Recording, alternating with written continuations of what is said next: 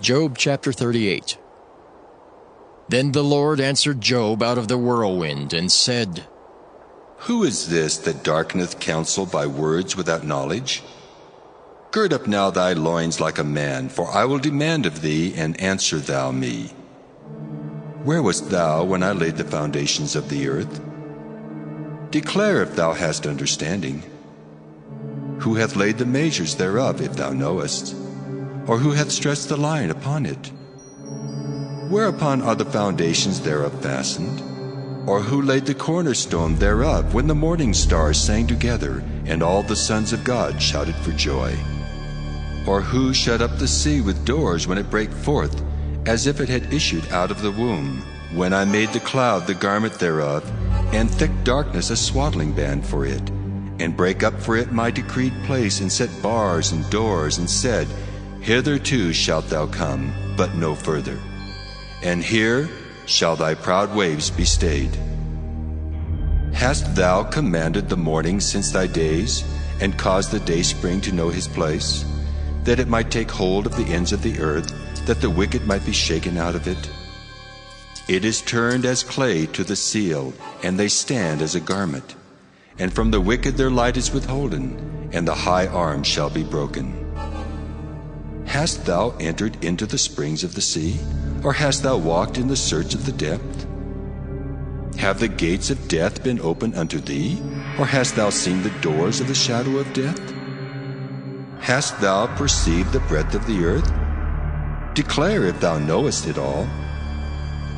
Where is the way where light dwelleth? And as for darkness, where is the place thereof, that thou shouldest take it to the bound thereof, and that thou shouldest know the paths to the house thereof? Knowest thou it because thou wast then born, or because the number of thy days is great? Hast thou entered into the treasures of the snow? Or hast thou seen the treasures of the hail, which I have reserved against the time of trouble, against the day of battle and war?